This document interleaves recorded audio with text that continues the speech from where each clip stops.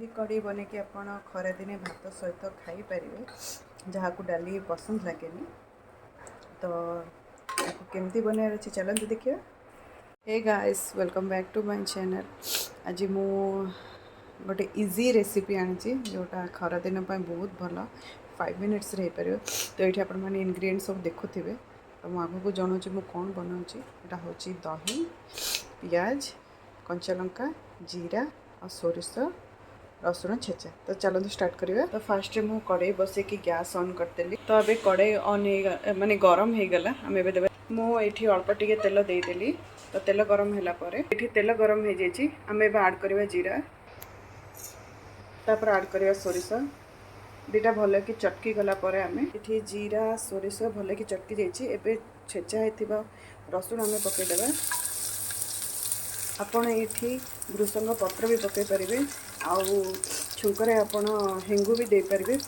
At present मो पाखे available ना ये देखते ये बहुत भल कलर पलि आसला। मैं ऐड करा पियाज मुझे रखी पियाज ऐड करती। ये मुझे छोट छोट दुटा पियाज एमती काटिकी रखी तो ऐड करती। आप कम ज़्यादा करें पियाज को टिके भलसे भाजवा माने टिके ट्रांसफरमेंट है पर्यंत टिके भाजवा। पियाज अब धीरे धीरे गोल्डन ब्राउन हो पारे लगी आग अपेक्षा बहुत ट्रांसपेरेंट हो गला। ये देखी पार्थ पियाज बहुत भलसे भाजी ही आसी सारे आम रखी कंचा लंका को पकईदेवा। तो मुझे दुटा कंचा लंका को मझे चीरा लगे देती। आपन को जी राग दरकार हिसाब से आप नहीं पारे। आप चाहिए भी ये शुखला लंका ऐड करेंगे।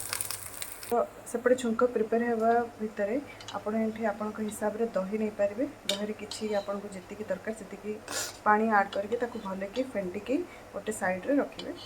तो सब ये बहुत भलरे भाजी हो गला। आम ए ऐड करवा हलदी। तो मुझे ऐड करदेली हलदी ताको भल भाव मिक्स करदे। तो मुझे बहुत भल भाव मिक्स करदेली। मुझे अल्प लुण दूची अल्प आपण हिसाब से लुण देवे कहीं आमको दही रे भी ऐड करा पड़ो। तो सबको भल भाव मिक्स करके आम गैस बंद करदे ठंडा हाँपाई छाड़देवे कहीं दही सांगे सांगे देले दहीटा छिड़ीज। तो दही रे एबे आमे लुण देबा आपण हिसाब से देवे कहीं आम ऑलरेडी छुंकारे किसी देथिले कम ज़्यादा करि परिबे आपन को जति की पसंद। तो अबे फुटण आमर ठंडा हो गलानी आम रखि फुटण सब धीरे धीरे आम एबे आम दही रे ऐड करदेवा। तो ये सब फुटण मु ऐड करदेली मुझे आपको मिक्स करदेवी।